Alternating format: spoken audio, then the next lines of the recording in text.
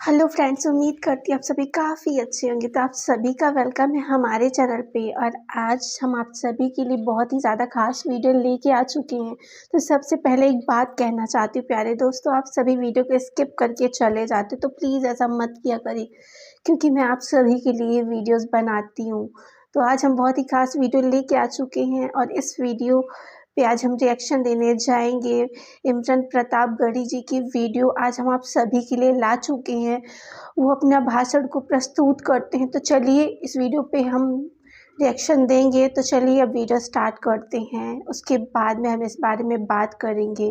कल किरण रिजिजू जी कह रहे थे कि रेलवे की जमीनें देश की जमीनें जी, डिफेंस की जमीनें देश की जमीनें हैं। हाँ मंत्री जी हैं, बिल्कुल हैं। ये जो वक्फ की जमीनें हैं ये हमारे पुरखों ने धार्मिक कामों के लिए डोनेट किया है। तो हम भी तो इसी देश के नागरिक हैं, हम भी तो इसी देश के बेटे हैं। तो वक्फ की जमीनें भी तो इसी देश की जमीनें हैं, उनको पराया क्यों बोलते हैं आप? सभापति महोदय अशफाकुल्लाह खान जब फैजाबाद की जेल में फांसी के फंदे पर झूल रहे थे तो इसी देश की जमीन के लिए झूल रहे थे ना। सभापति महोदय, अंडमान की जेल में काला पानी की सजा काटकर अपनी जान देने वाले मौलाना फजले हक खैराबादी हो या शेर खान अफरीदी हो, वो भी तो इसी जमीन के लिए अपनी जान दे रहे थे ना। सभापति महोदय, पाकिस्तान के खिलाफ लड़ते हुए अपनी जान देने वाले महावीर चक्र विजेता ब्रिगेडियर उस्मान हो या पाकिस्तान के पैटर्न टैंक उड़ाने वाला परमवीर चक्र विजेता वीर अब्दुल हमीद हो, वो भी तो इसी जमीन के लिए अपनी जान दे रहा था ना। और मंत्री जी, मैं इस सदन में अलग ऐलान ये कहता हूं कि जब भी इस देश की जमीन को लहू की जरूरत होगी, आपसे 2 कदम आगे इमरान खड़ा मिलेगा, ये मैं आपसे यकीन दिलाते हुए कह रहा हूं। श्री इमरान प्रतापगढ़ी जी। धन्यवाद सभापति महोदय। हम ही को कातिल कहेगी दुनिया, हमारा ही कत्लेआम होगा। हम ही कुएं खोदते फिरेंगे, हम ही पे पानी हराम होगा। सभापति महोदय, सन 1947 में दिल्ली की जामा मस्जिद की तारीखी सीढ़ियों पर खड़े होकर के भारत रत्न मौलाना अबुल कलाम आजाद साहब ने कहा था, क्या कहा था कि मुसलमानों कहां जा रहे हो, ये है तुम्हारा मुल्क, यहां तुम्हारे आबाओ अजदाद की कब्रें हैं। उस वक्त मौलाना आजाद की ये सदाएं सुन करके लोगों ने अपने सरों की गठरियां उतार करके रख दी थी। आज उसी दिल्ली में मौजूद देश की संसद में एक बिल आया है जी, जो हमसे उसी जामा मस्जिद की सीढ़ियों के सबूत मांगेगा, जो उन्हीं सीढ़ियों के पास अपनी कब्र में सोए हुए मौलाना आजाद को फिर से कब्र से सदा देनी पड़ेगी कि ये जो कब्र है वो मेरी कब्र है, ये किसी सरकार की जागीर नहीं है। सभापति महोदय, मैं जहां खड़ा हूं इसी संसद भवन के सामने सड़क के उस पार अपनी कब्र में सोए हुए भारत के पूर्व राष्ट्रपति फखरुद्दीन अली अहमद की कब्र है। शायद अब उस कब्र से भी सदाएं आए कि ये कब्र मेरी कब्र है, ये सरकार की जागीर नहीं है। सभापति महोदय, मैं वक्फ कानूनों में किए जा रहे संविधान विरोधी बदलावों के खिलाफ बोलने के लिए खड़ा हुआ हूं। संविधान का आर्टिकल 14 हो, 29 हो, 30 हो, चीख चीख कर कहता है कि देश में सब बराबर के हकदार हैं। आर्टिकल 26 कहता है कि सबको अपने अपने मजहबी कामों के लिए मंदिर, मस्जिद, गिरजाघर, गुरुद्वारों का निर्माण करने का हक है और उसका रखरखाव का भी हक है। लेकिन डॉक्टर बाबा साहब अंबेडकर के संविधान को हर दिन कुचलने वाली ये सरकार देश के मुसलमानों से नफरत में इतनी अंधी हो गई है कि खुलेआम देश की संसद में देश सरकार के माइनॉरिटी मिनिस्टर साहब और होम मिनिस्टर साहब झूठ बोलते हैं और देश को गुमराह करते हैं, झूठ शब्द असत्य बोलते हैं। सरकार ने इस बिल का नाम उम्मीद रखा है। मंत्री जी, कल से इसे देश के मुसलमानों के लिए नई उम्मीद बता रहे हैं। नहीं मंत्री जी, न तो ये बिल मुसलमानों के लिए नई उम्मीद है और न ही उम्मीद की नई किरण। सभापति महोदय, भाजपा ने पूरे देश में वक्फ के नाम पर कई सारे झूठ फैलाए हैं। आइए आज उनकी सच्चाई पर बात करते हैं। वक्फ ट्रिब्यूनल को ऐसे बताया जाता है जैसे वक्फ ट्रिब्यूनल कोई मजहबी खाप पंचायत हो। सभापति महोदय, जबकि सच्चाई यह है कि वक्फ ट्रिब्यूनल भी तो सरकारी न्यायिक विभाग है जिसमें सरकार द्वारा नियुक्त जज होते हैं, जिसमें प्रशासनिक अधिकारी होते हैं, कहीं ऊपर से थोड़ी आ गए। सभापति महोदय, देश के गृह मंत्री जी ने इसी सदन में कहा कि वक्फ ट्रिब्यूनल के फैसले के खिलाफ कोई कोर्ट नहीं जा सकता, जबकि सच यह है कि वक्फ एक्ट 1995 की धारा 83(9) के तहत हाई कोर्ट वक्फ ट्रिब्यूनल के फैसले की न सिर्फ समीक्षा कर सकता है बल्कि उसे बदल भी सकता है। सच तो यह है कि वक्फ बोर्ड खुद अपनी जमीनों के लिए कई सारी कोर्ट में मुकदमे लड़ रहा है। सभापति महोदय, दिल्ली की जिन 123 संपत्तियों को लेकर कल माइनॉरिटी मिनिस्टर, होम मिनिस्टर साहब और अभी आदरणीय नेता सदन बात कर रहे थे, आइए उनकी सच्चाइयों पे भी बात करते हैं। 1911 में जब अंग्रेजी हुकूमत ने कोलकाता के बजाय दिल्ली को राजधानी बनाने का फैसला किया, तो रायसीना हिल्स के चारों तरफ जो मुसलमानों की ढेर सारी जमीनें थी उनको एक्वायर किया गया और लुटियन को इसकी तामीर की जिम्मेदारी सौंपी गई। सेंट्रल विस्टा की तरह लुटियन जोन का मेगा प्लान तैयार हुआ, लेकिन उस वक्त के मुसलमानों ने उस वक्त की अंग्रेजी हुकूमत से अपनी इबादत गाहों को बचाने के लिए लड़ाई लड़ी। मामला ब्रिटिश गवर्नमेंट तक पहुंचा। तब यह तय हुआ कि वो जो धार्मिक स्थल हैं उन्हें जस का तस रहने दिया जाएगा।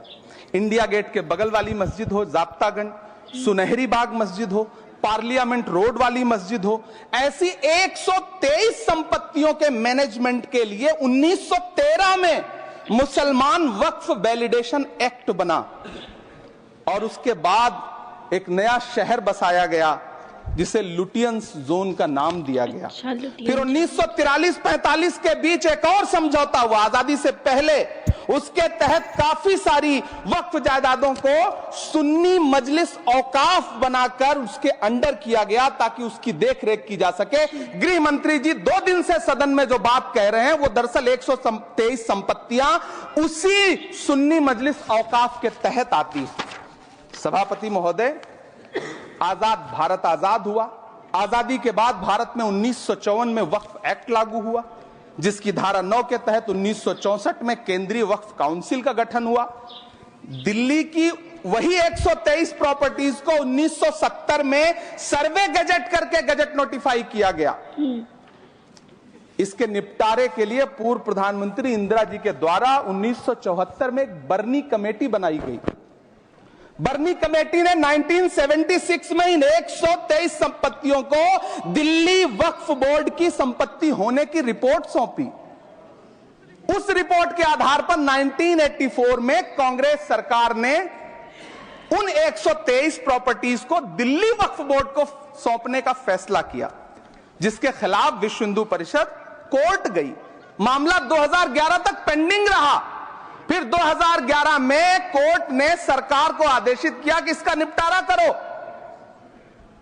तब 2013 में तत्कालीन यूपीए सरकार ने दिल्ली की उन्हीं 123 जायदादों को बर्नी कमेटी की सिफारिशों के मुताबिक वक्फ बोर्ड के हवाले किया। यही वो प्रॉपर्टीज हैं जिनके नाम से गृहमंत्री जी कल से कांग्रेस को कोस रहे हैं। फिर आई 2014 में भाजपा की सरकार, जो तब से इन जमीनों को हड़पने की साजिश कर रही है।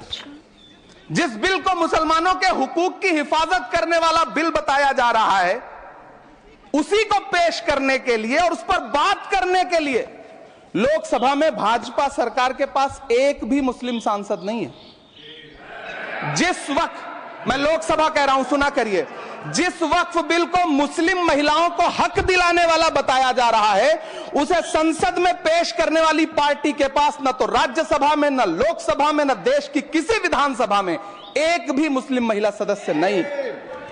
कल किरण रिजिजू जी कह रहे थे कि रेलवे की जमीनें देश की जमीनें हैं, डिफेंस की जमीनें देश की जमीनें हैं। हां मंत्री जी, हैं, बिल्कुल हैं। ये जो वक्फ की जमीनें हैं, ये हमारे पुरखों ने धार्मिक कामों के लिए डोनेट किया है, तो हम भी तो इसी देश के नागरिक हैं, हम भी तो इसी देश के बेटे हैं, तो वक्फ की जमीनें भी तो इसी देश की जमीनें हैं। उनको पराया क्यों बोलते हैं आप? सभापति महोदय, अशफाकुल्लाह खान जब फैजाबाद की जेल में फांसी के फंदे पर झूल रहे थे, तो इसी देश की जमीन के लिए झूल रहे थे ना। सभापति महोदय, अंडमान की जेल में काला पानी की सजा काटकर अपनी जान देने वाले मौलाना फजले हक खैराबादी हो या शेर खान अफरीदी हो, वो भी तो इसी जमीन के लिए अपनी जान दे रहे थे ना। सभापति महोदय, पाकिस्तान के खिलाफ लड़ते हुए अपनी जान देने वाले महावीर चक्र विजेता ब्रिगेडियर उस्मान हो या पाकिस्तान के पैटर्न टैंक उड़ाने वाला परमवीर चक्र विजेता वीर अब्दुल हमीद हो, वो भी तो इसी जमीन के लिए अपनी जान दे रहा था ना। और मंत्री जी, मैं इस सदन में अलग ऐलान ये कहता हूं कि जब भी इस देश की जमीन को लहू की जरूरत होगी, आपसे 2 कदम आगे इमरान खड़ा मिलेगा, ये मैं आपसे यकीन दिलाते हुए कह रहा हूं। सभापति महोदय, मैं सरकार से कहना चाहता हूं, हमसे हमारी इबादत गाहें तो मत छीनिए ना, हमारे घरों पे बुलडोजर तो मत चलाइए ना, हमारी कब्रों में तो हमें सुकून से सोने दीजिए ना। सभापति महोदय, माइनॉरिटी मिनिस्ट्री का बजट कट करके, मुस्लिम बच्चों की स्कॉलरशिप बंद करके अब सरकार कह रही है कि हम वक्फ की आमदनी से गरीब मुसलमानों का भला करेंगे। गुजरात की बेटी बिल्किस के बलात्कारियों की रिहाई के बाद उन्हें माला पहनाने वाली लोगों के नेता ये कह रहे हैं कि यह बिल मुस्लिम महिलाओं को उनका हक दिलाएगा। धन्यवाद मोदी जी, क्या बढ़िया सौगातें मोदी दे रहे हैं आप। पहले हमें गुजराते मोदी दिया, आप सौगाते मोदी दे रहे हैं। लेकिन यह सरकार इतना याद रखे कि इसी ठसक के साथ देश की संसद में सीए का कानून भी लाया गया था और कहा गया था बड़े बड़े भाषण देकर के कि पड़ोसी देशों से हिंदू भाइयों को ला करके यहां नागरिकता दी जाएगी। लेकिन मैं आपके संज्ञान में लाता हूं सर कि पिछले इतने दिनों में इनसे नागरिकता लेने के लिए 2000 व्यक्ति भी नहीं आए, जबकि इसके उलट इन्हीं की सरकार में पिछले 10 साल में 15 लाख से ज्यादा भारतीयों ने भारत की नागरिकता छोड़ करके दूसरे देश में जाकर के बस गए। यह हुआ उस कानून का अंजाम। सभापति महोदय, इसी तरह की जिद के साथ किसानों के खिलाफ भी कानून लाए गए थे। जिस तरह आज वक्फ के फायदे गिनाए जा रहे हैं, उसी तरह से किसानों को भी कृषि कानूनों के फायदे गिनाए गए थे। लेकिन अंजाम क्या हुआ? 700 किसानों की शहादत लेने के बाद सरकार को अन्नदाता किसानों के सामने घुटने टेकने पड़े और कृषि कानून वापस लेने पड़े। जिल्ले इलाही, जमहूरियत जो है वो नफरत और ठसक से नहीं चलती है, अकड़ से नहीं चलती है, उसमें सबकी हिस्सेदारी जरूरी है। बिल्कुल। कल देश के माइनॉरिटी मिनिस्टर ने लोकसभा में खड़े होकर एक शेर सुनाया था कि मुझसे कोई बदगुमान न हो, तो मैं उन्हें एक शेर सुनाना चाहता हूं कि मैं आज जद पे हूं तो इतना खुशगुमान न हो, मैं आज जद पे हूं तो इतना खुशगुमान न हो, चराग सबके बुझेंगे हवा किसी की नहीं। बिल्कुल, बहुत अच्छी। नीतीश कुमार जी हो, चंद्रबाबू नायडू जी हो, चिराग पासवान जी हो, जयंत चौधरी जी हो, देवे गौड़ा जी हो, जीतन राम मांझी जी हो, सबको समझना पड़ेगा कि जब जंगल में आग लगती है तो न वो बरगद बचते हैं जो हवा को आंधी में तब्दील करते हैं, न वो बांस बचते हैं जो आपसी रगड़ से चिंगारी पैदा करते हैं। सभापति महोदय, जब देश को मनमोहन सिंह साहब जैसा काबिल प्रधानमंत्री मिलता है तो देश को आरटीआई जैसा एक्ट मिलता है, सेज जैसा एक्ट मिलता है, मनरेगा जैसा एक्ट मिलता है, लिबरलाइजेशन मिलता है, राइट टू एजुकेशन मिलता है, नेशनल फूड सिक्योरिटी एक्ट मिलता है। लेकिन जब देश को सौगातें मोदी मिलती है तो क्या मिलता है? सीए मिलता है, फॉर्म्स लॉ मिलता है, आर्टिकल 370 मिलता है, इलेक्टोरल बॉन्ड जैसा एक्ट मिलता है और वक्फ अमेंडमेंट एक्ट जैसे बिल देश को मिलते हैं। मुझे तो अपने हमवतन भाइयों से पूछना है कि आपको अपने बच्चों की तरक्की, खुशहाली और नौकरी की दरकार है या फिर मुसलमानों की दान की गई जमीनों को लूट कर धन्ना सेठों को देने की साजिश करने वाले कानून की?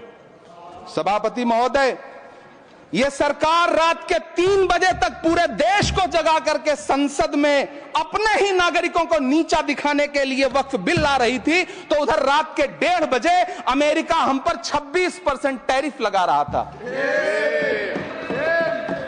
सरकार की प्राथमिकताएं देश को पता। सभापति महोदय, मैं बहुत भावुक हूं आज और मुझे अच्छा लगा कि आदरणीय नेता सदन जगत प्रकाश नड्डा जी ने बहुत अच्छी बातें भी की, मन से बातें की। क्योंकि उनके नाम में प्रकाश जुड़ा है तो मैं उनमें हमेशा एक रोशनी की किरण देखता हूं।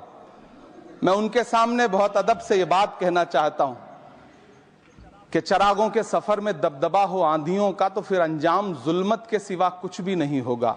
ये दुनिया नफरतों के आखिरी स्टेज पर है, इलाज इसका मोहब्बत के सिवा कुछ भी नहीं होगा। मैं भावुक हूं, मेरी पलकें गीली हैं।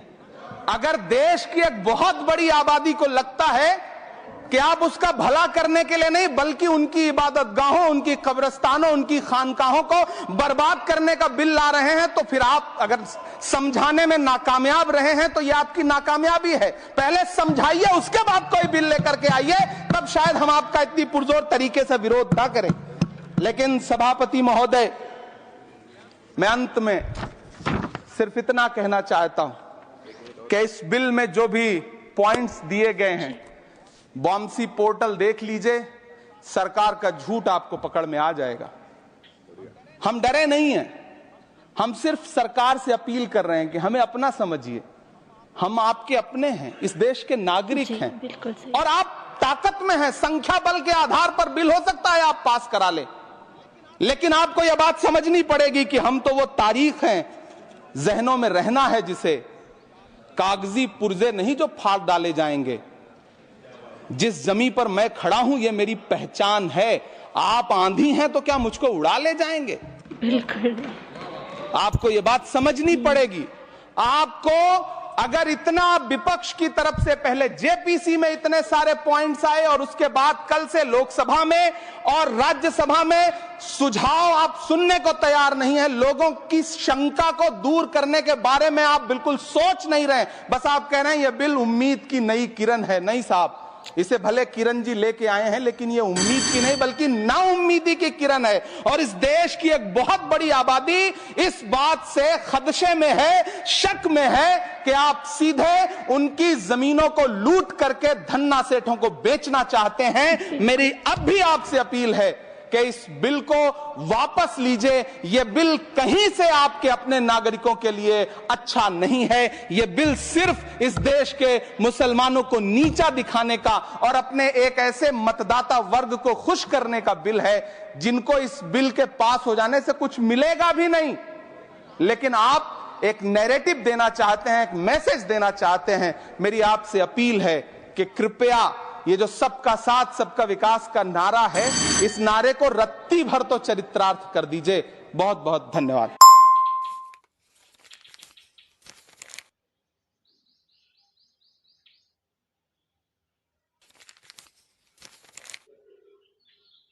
आप सभी ने वीडियो देखा, हमें भी काफ़ी अच्छा लगा ये वीडियो, मन प्रसन्न हो गया इस वीडियो को देखने के बाद ना। बहुत ही ज़्यादा अच्छी सीख मिली और इंद्रन प्रताप गढ़ी जी का भाषण सुन के ना काफ़ी अच्छा लगा फ्रेंड्स। उनकी बातों में ही अलग ही जज्बा होता है फ्रेंड्स। वो अपने हक के लिए बोलते हैं और देश के नागरिकों के लिए सोचते हैं, तो काफ़ी अच्छी बात है। उन्होंने बहुत ही अच्छा जवाब दिया और उन्होंने आवाज़ उठाया फ्रेंड्स, तो काफ़ी अच्छा लगा ये वीडियो। सच के खिलाफ आवाज़ उठाई गई, अपनी बातों को बहुत ही अच्छे से प्रस्तुत किया इन्होंने और सभी को बहुत ही अच्छा मैसेज दिया। सभी लोग देश के नागरिक हैं, किसी से भेदभाव नहीं होना चाहिए, किसी का भी बुरा नहीं चाहना चाहिए। सभी देश के नागरिक हैं, सिर्फ अच्छाइयाँ करनी चाहिए, बट कोई नहीं सोचता अच्छा। तो ये वीडियो काफ़ी अच्छा था फ्रेंड्स, और अगर आप सभी को ये वीडियो अच्छा लगा हो तो प्लीज़ एक लाइक कमेंट शेयर करिएगा फ्रेंड्स। ऐसी वीडियोस आप सभी के लिए लाती रहूँगी। एंड नेक्स्ट रिएक्शन वीडियो किस टॉपिक पे बनाओ तो कमेंट बॉक्स में ज़रूर बताइएगा फ्रेंड्स। तो चलिए अब हम इसी उम्मीद के साथ आप सभी से अलविदा लेते हैं, मिलेंगे एक और नई वीडियो के साथ। तब तक के लिए बने रहें हमारे चैनल पे। Thanks for watching, bye bye friends.